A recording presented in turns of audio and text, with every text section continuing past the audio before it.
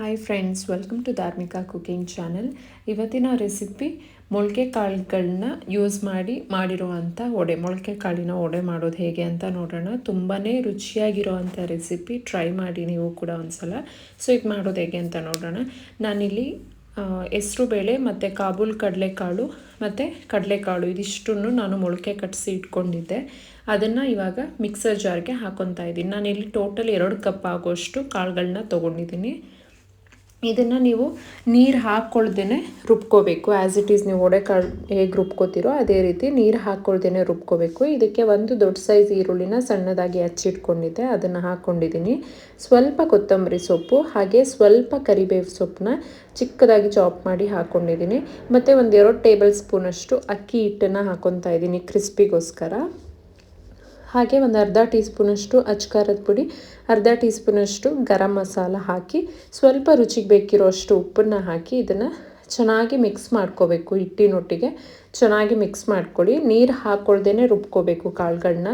So ನೀವು ಮೊಳಕೆ ಕಟ್ಟಿಸಿ ನೀವು ಇಟ್ಕೊಂಡಿದ್ರೆ ಯಾವಾಗ ಬೇಕಾದರೂ ದಿಢೀರಂತ ವಡೆನ ಮಾಡ್ಕೋಬೋದು. ಸೊ ಇದನ್ನು ನೆನೆಸ್ಲಿಕ್ಕೆಲ್ಲ ಹೋಗಬೇಡಿ, ಇಮಿಡಿಯೇಟ್ ಕಲಿಸ್ಕೊತಿದ್ದಂಗೆ ಬೇಯಿಸ್ಕೋಬೇಕಾಗುತ್ತೆ. ಸೊ ಎಣ್ಣೆ ಕಾಯ್ಲಿಕ್ಕೆ ಇಟ್ಟಿದ್ದೆ, ನಾನು ಜಸ್ಟ್ ಹಾಗೆ ಕೈ ಮೇಲೆ ಈ ಥರ ವಡೆ ಥರ ತಟ್ಕೊಂಡು ಹಾಕ್ಕೊತಾ ಇದ್ದೀನಿ. ನಿಮಗೆ ದಪ್ಪ ಬೇಕಾ ಅಥವಾ ತೆಳುಗೆ ಬೇಕಾ, ಹೇಗೆ ಬೇಕೋ ನೀವು ತಟ್ಕೊಂಡು ಹಾಕ್ಕೋಬೋದು. ಸೊ ಹಿಟ್ಟನ್ನು ನೆನೆಲಿಕ್ಕೆ ಬಿಡಬೇಡಿ, ಇಮಿಡಿಯೇಟಾಗಿ ಮಾಡ್ಕೋಬೇಕಾಗತ್ತೆ.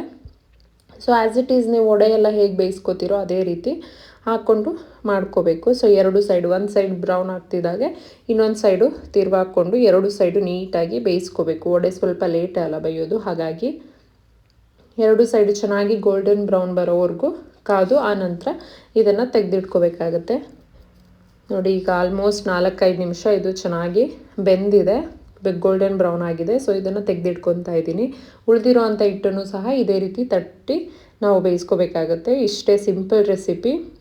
ಹಾಗೆ ಮೊಳಕೆ ಕಾಳು ಯೂಸ್ ಮಾಡಿರೋದ್ರಿಂದ ಹೆಲ್ದಿಯಾಗೂ ಕೂಡ ಇರುತ್ತೆ. ನೀವು ಕೂಡ ಒಂದ್ಸಲ ಮನೆಯಲ್ಲಿ ಟ್ರೈ ಮಾಡಿ. ಯಾವಾಗ ಬೇಕಿದ್ರೂ ಮೊಳಕೆ ಕಟ್ಟಿಸಿ ಇಟ್ಕೊಂಡಿರ್ಬೋದು, ದಿಢೀರಂತ ಮಾಡ್ಬೋದು. ಸೊ ಈ ವಿಡಿಯೋ ಇಷ್ಟ ಆಗಿದೆ ಅಂದ್ಕೊತೀನಿ. ಇಷ್ಟ ಆಗಿದ್ರೆ ಲೈಕ್ ಮಾಡಿ, ಸಬ್ಸ್ಕ್ರೈಬ್ ಮಾಡಿ, ಹಾಗೆ ಪೂರ್ತಿಯಾಗಿ ಸ್ಕಿಪ್ ಮಾಡದೆ ವಿಡಿಯೋ ನೋಡಿ. Thank you.